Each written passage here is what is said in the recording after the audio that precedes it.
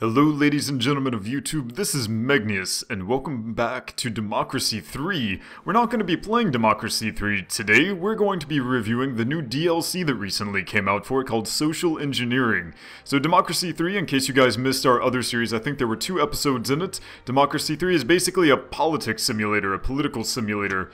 So if you go to our mods, you can see that we have Social Engineering installed, the new DLC for $5 on Steam. You can find links in the description below, as well as links to our Democracy 3 series in case you wanted to check that out as well. So Social Engineering. This expansion for Democracy 3 adds new dilemmas and policies which allow you to exert subtle change upon your country. Income taxes and economic policy are big blunt instruments, but with Social Engineering you get to influence the population in far subtler ways. So basically, we already have this installed. We're just going to go over some of the things. I already have a saved game set up to show you guys. So unfortunately, we're not going to be able to see any of the 8 new dilemmas that they've added in this DLC, because dilemmas take a little while to show up, and we don't actually want to play the game. I just want to show off some of the content in the new DLC. So some of the new dilemmas, in case you were curious. Dilemmas are problems that come up where you have to make a decision in order to progress to the next round, and some of the new dilemmas are things like whether you want to arrest or employ hackers that have been caught, what do you want to put on your money, and what do you want to do about singles trying to adopt, do you want to allow that or not? And these dilemmas, they cause very small changes, but they're sort of important for some various other things. They can start sort of butterfly effects of other dilemmas and stuff like that. So just keep that in mind that there are 8 new dilemmas, so if you want to check those out, you can get the DLC. Also, there are 26 new policies. So policies we can look at, so we're just going to look at some of these right in here. A lot of the things added are campaigns. Now, campaigns are similar to other policies in that they can cost money and they can earn you income, I guess, if they influence some other things, but they're far more indirect, as the mod description said. Basically, campaigns are things like advertisements on TV and things like that, trying to subtly maybe convince more people not to drive, convince them to maybe, like, ride bikes, things like eating healthier, cycling campaigns, being aware of the problems of alcohol, compulsive foreign language education for children, sex ed, stuff like that. So let's go ahead and look at a few of these. Tourism ad campaign is one of them. So tourism, basically this one will cost you somewhere between $148 and $408 million to use. Takes 2 quarters to fully implement, and you can encourage more people to come to your country by running ads in other foreign countries to maybe give out free tickets to museums and try to attract more people, because tourism is good for your country. Here in welfare, we have alcohol awareness campaign, telling people about the negative consequences of alcohol, and obviously if we implement this, what it's going to do is it's going to lower our alcohol use in our country. Possibly. It may also have some negative effects as well, because a lot of policies do stuff like that. Over here in economy, let's look at business setup. Where did that go? Business startup campaign, here we go. So this one basically says that lots of people have great ideas, but starting a business is hard, so maybe if you do this campaign, you can help people start up new businesses, and this will probably increase your GDP and stuff like that. I'm gonna assume. We're not gonna implement it, because we're gonna implement another one later to see just exactly what it does. Going over to tax, there's probably not anything very interesting here in the tax, because these are taxes, not campaigns. Over here in public services, I think we're going to look at healthy eating campaign. This one's not very expensive, but it will help encourage people not to eat junk food, and it'll make them healthier and probably reduce our healthcare costs, because healthcare costs in a country where you have universal healthcare, quite high, so maybe this is very useful. In fact, looking through the list of 26 new policies, I noticed that most of them are very good, very liberal things. So I think it's interesting that there weren't any very conservative things added, since this game tries to be fairly, like, middle of the road when it comes to liberal and conservative policies. So maybe that's a criticism, I don't know. Being a liberal myself, I'm not very upset about that, but, you know, maybe it's something that the creator would like to maybe look into, more conservative campaigns that you could do. Also, what is this? The Keep the Country Tidy campaign. This is another addition in the DLC.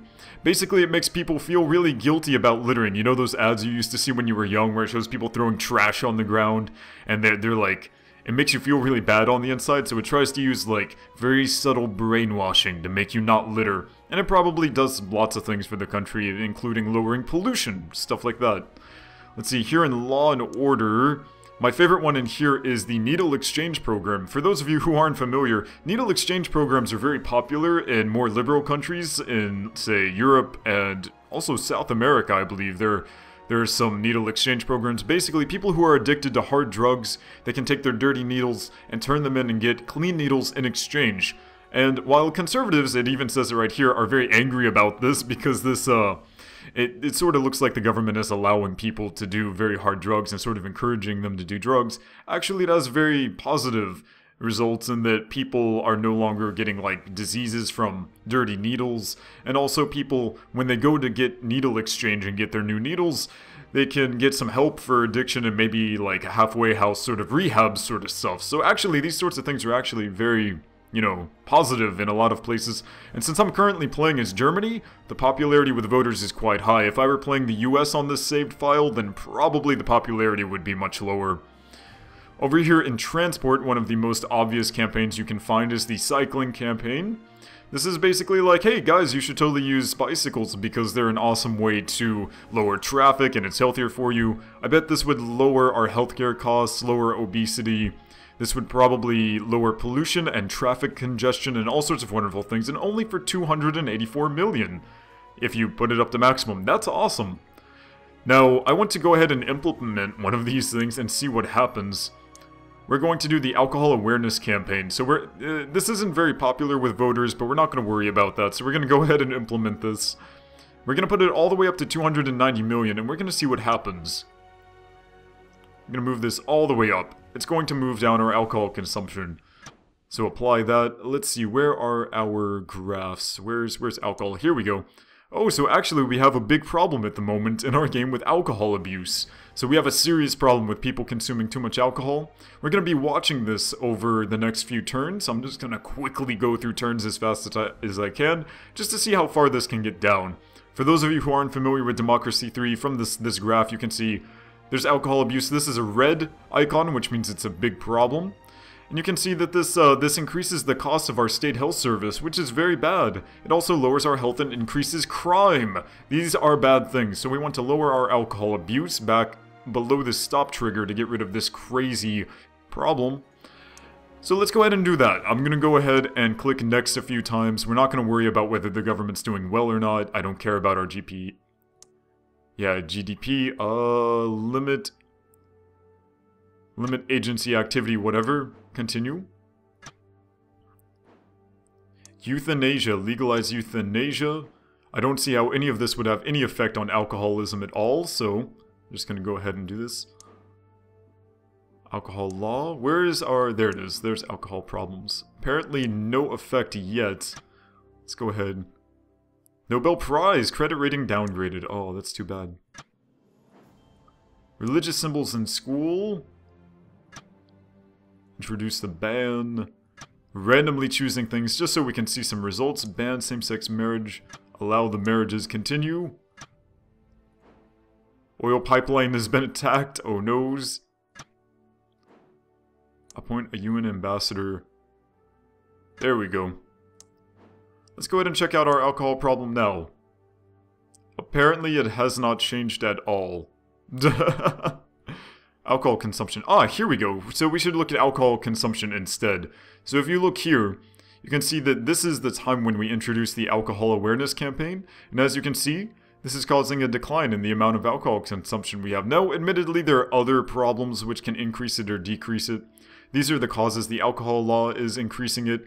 Alcohol tax is decreasing the alcohol consumption. Alcohol awareness campaign is currently still being implemented. We have another -4% to be implemented. But as you have higher GDP, you have more alcohol consumption. Higher poverty and unemployment also cause people to drink. So this game, if you guys didn't check out our series before, you can find a link below in the video description. It's basically a very, very complex game of graphs and trying to balance a country's bank book while also making it a nice place to live where people actually like you so you can get re-elected. If you guys haven't checked out this game already, please do. I really do like this game, but since this is a video specifically about social engineering, how do I feel about social engineering? Well, I was really hoping, if you guys didn't notice, let's go ahead and go back to the main menu. let's start a new game. If you go ahead and look at these countries, you can see that we have like France and Germany, United States, Canada, Australia, and the United Kingdom. Now, I was hoping that the first DLC or expansion pack available for Democracy 3 would be something with more countries with, how shall we say, not white people. Because generally with a European culture, you're gonna have very similar politics in a lot of these countries, despite the fact that they're different. You know, it is European culture, so there's that. I think that having some countries that, I don't know, from Asia, like Korea, where I live, or maybe some South American countries would be very interesting for the game, and I was really hoping that the first DLC or expansion pack would have new countries. I feel that 8 new dilemmas and 26 new campaigns, although awesome, and I do love this game, and I love seeing the new campaigns and the more subtle approach of social engineering, I think whether or not those 26 new campaigns and those 8 new dilemmas, those new policies and stuff, if that's worth $5 or not, I think a lot of that depends on you and how much you like this game and how much you want to support the developer. Personally, I don't know if I would spend $5 on it myself, because although I love this game, I was really hoping for more extra countries. If there were at least 1 or 2 other countries added as well, I would definitely get it, and I would say go out and get it for sure. As it is, I think a lot of it depends on whether you like this game or not. If you enjoy political simulators, then yes, you should probably get the social engineering, because those are some of the programs that I was hoping for when I played it the first time. But I don't know. I'm really hoping for like Korea and Japan and China. I would love to play as China in Democracy 3. I think it would be great. So, I don't know, maybe for me... Yeah, I would say go out and get it if you already play Democracy 3, and if you like it, then go ahead and get the DLC. But if you've never played it before, the DLC is not a reason to go out and get Democracy 3. Democracy 3 does a good job of making you want it on its own, in my personal opinion. So that's about all I have to say about social engineering. Thank you so much everyone for watching. My name is Megneous, and I will see you next time.